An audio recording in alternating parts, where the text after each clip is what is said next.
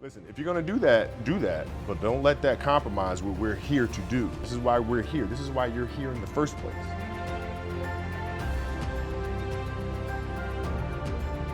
Dreams they should be pure. And I think a lot of times when we're born into this world, we actually wind up going backwards. And it seems like the more we mature, the more responsible our dreams become. The more governors we put on ourselves and our ability to dream and to reimagine. And it's always a fight for us parents and for you guys to make sure that your dreams always stay pure. So it's not a matter of pushing beyond your limitations or expectations. It's really a matter of protecting your dreams, protecting your imagination. That's really the key. And when you do that, then the world just seems limitless. I do. At the time, I didn't really understand that, right? So, basketball for me was the most important thing. So everything I saw, whether it was TV shows, whether it was books I read, people I talked to, everything was done to try to learn how to become a better basketball player. Everything. And so when you have that point of view, then literally the world becomes your library to help you to become better at your craft. Overall, the ideas are very simple, and the Mamba mentality simply means trying to be the best version of yourself.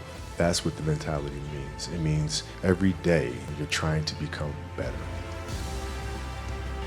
It's a constant quest. It's an infinite quest. So starting at the age of 2, when I first started playing the game, and on and on and on, I always ask questions. I always try to get better every single day, learn more.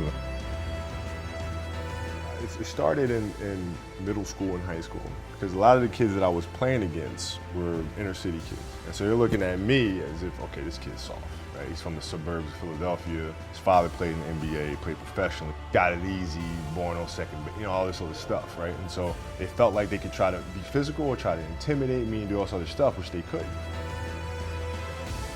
Right? But now I'm saying, okay, well, you're trying to attack me. How am I going to attack you?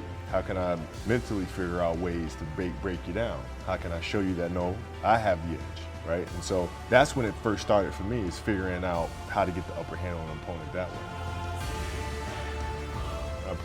One of the things that I had to learn is how to get the best out of my teammates. And most people think it's a simple thing, pass them the ball. But that's not how you make guys better. You have to really affect their behavior. So, like I would tell guys, you got back-to-backs. I don't care if we're in Miami, I don't care if we're in a great city of Chicago, you can't go out, you gotta get rest. Right? Monday, Tuesday. You play Monday and you play again Tuesday. Guys aren't gonna listen, right? Right. So a few times say, all right, we'll all go out. I think you have to listen, and you have to pay attention to what your colleagues or teammates are saying, and what are certain things that drive them, certain things that motivate them, that trigger them. One of my favorite ones, Powell hates it every time I tell this story. But we lost to the Celtics in a way. And it was a physical series. They beat the crap. And so we go into the Olympic year that year. We wound up playing Spain for the gold medal match, and we beat them. And so now we come back to start training camp, and Powell shows up first day of training camp. I have my gold medal hanging in his locker. The best way to prove your value is to work, is to learn, is to absorb, to be a sponge. You always want to outwork your potential. As hard as you believe you can work harder than that. And that's what I tried to do when I first came in the league. But basketball is such a direct competition sport.